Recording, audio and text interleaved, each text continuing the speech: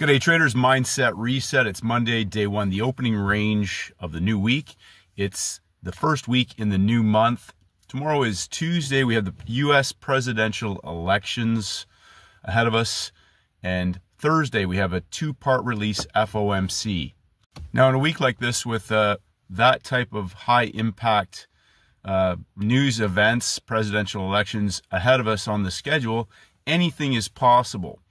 Now, one of the things that I want to talk about, number one, rinse and repeat setups, whether those are nail and bail or all-in opportunities. Then the second part of that is understanding which type of trader you are and what your game plan is, your business trading plan for how you're going to grow your trading business each day. And then number three, of course, the behavior of the trader.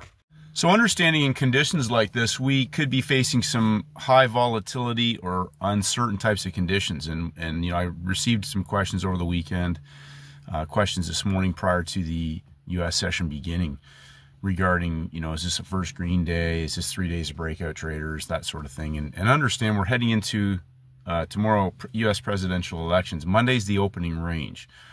And I said this before, you have to go back, and if you're looking for a first green day on a Monday, or you're looking for 3 days of breakout traders on a Monday, what do the screenshots that you've built your muscle memory on look like if you're looking for that on a Monday? And I want to remind traders that on a Monday, we can have opportunities like that. It's a new month, but tomorrow's the U.S. election. So there's a high probability that there may be, you know, a nail and bail opportunity at the New York Open.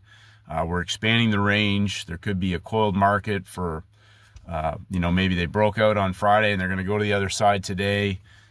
We could have a 3-session setup. We saw that on gold, a nail and bail. But the question I have for you, and this is the second part of this equation, is, you know, which type of trader are you? And I talked about this in one of the previous videos, understanding where your skill set and your edge lies. If you're just going there to try and catch a move on a day like today, this is conditions that could offer you a nail and bail. They could also put you into a situation where they're going to chop you up or get you chasing a move that all of a sudden the market in the next few hours just goes into consolidation as they prepare for, you know, any scenario in the U.S. elections. Now, the question regarding that is this: are you that, you know, traders study all weekend, they can't wait till Monday opens up, they want to get at the markets, but the question is where is your 90-10 setup where you can't lose on? So yeah, I put the quote up today: you make a lot of money on the days and the setups that it's easy to make a lot of money on. So catching a move is can be a very dangerous situation if you want to master the little 1-minute swings or the, you know, the whatever those, you know, moves are.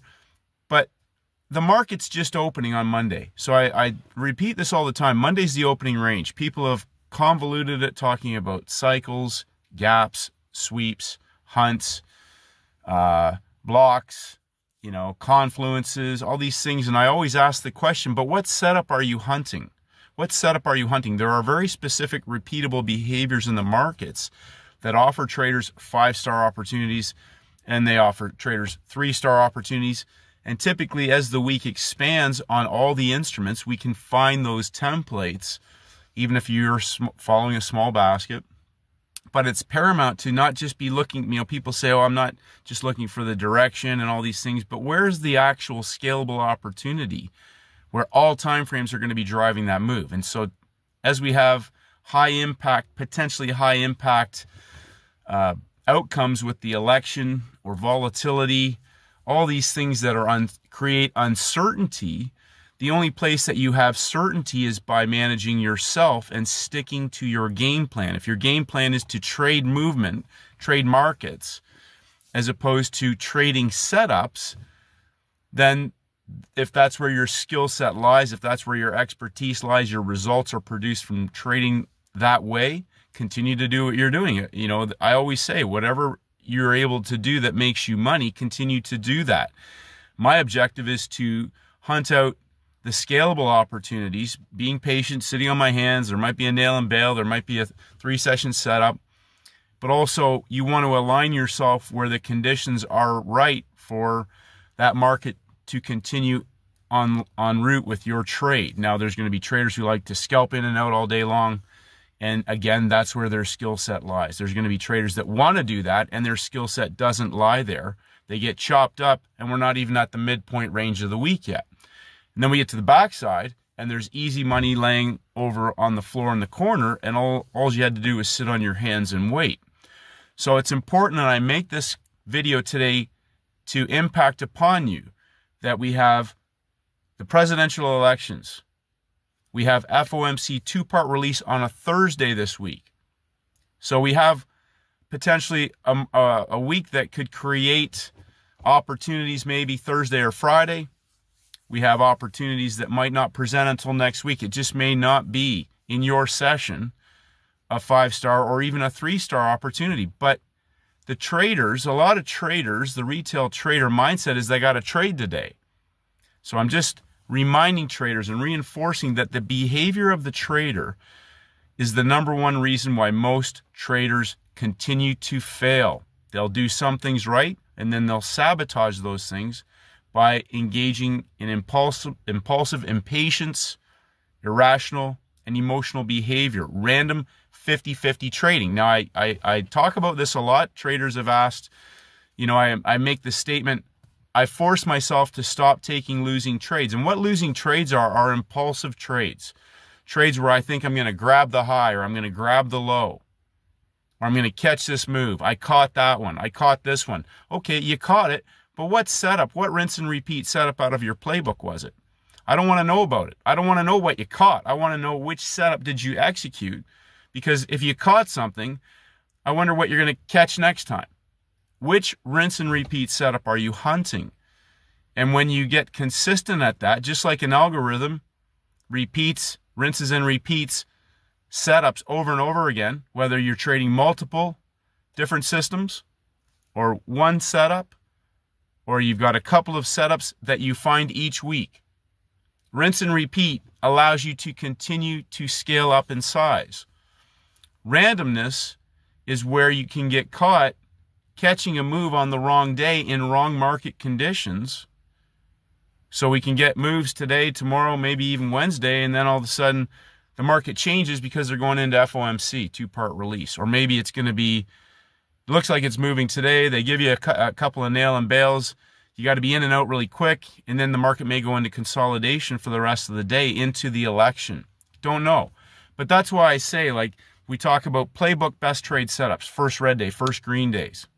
Okay, which templates, if you're looking for that on a Monday, what do your Monday, first green day, first red day templates look like?